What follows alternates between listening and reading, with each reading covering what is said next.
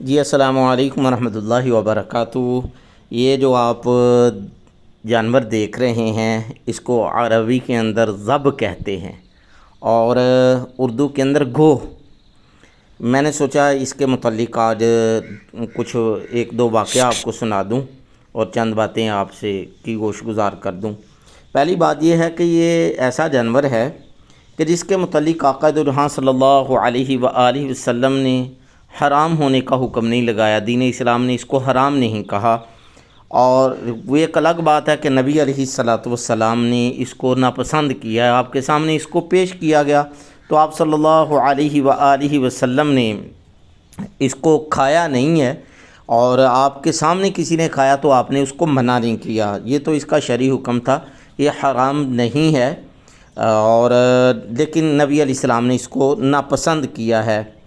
دوسرا، اس ذب کے متعلق گھو کے متعلق ایک مشہور واقعہ ہے کہ آقا دو جہاں صلی اللہ علیہ وآلہ وسلم اپنے صحابہ کے ارد گرد بیٹھے ہوئے تھے تو ایک عرابی دیہاتی آدمی جو ابھی مسلمان نہیں ہوا تھا، وہ اسی طرح کی گو جو تھی اس کو مار کر اس کا شکار کر کے لے کر آ رہا تھا۔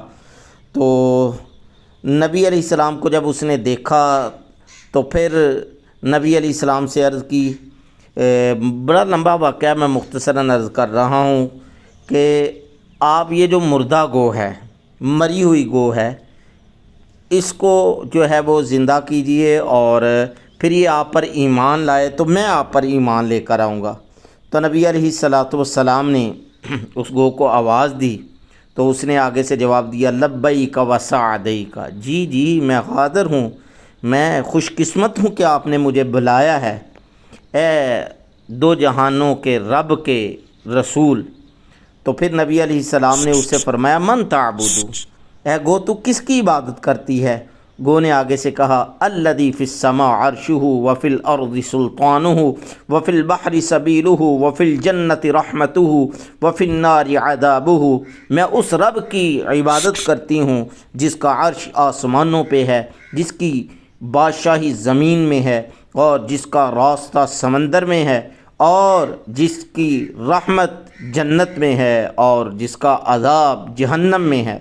تو نبی علیہ السلام نے پھر اس سے پوچھا، من انا یا ذب، اے گو میں کون ہوں؟ اس نے آگے سے جواب دیا، انت رسول رب العالمین، آپ تو رب العالمین کے رسول ہیں، وخاتم النبیین، آپ تو آخری نبی ہیں، قد افلح من صدقک، جو آپ کی بات مانے گا وہ کامیاب ہوگا، وقد خاب من کذبک، جو آپ کو نہیں مانے گا وہ تو ناکام ہوگا۔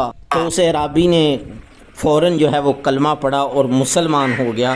یہ گو کے متعلق چند باتیں آپ کی گوشت گزار کی ہیں، امید ہے آپ کو پسند آئی ہوں گی۔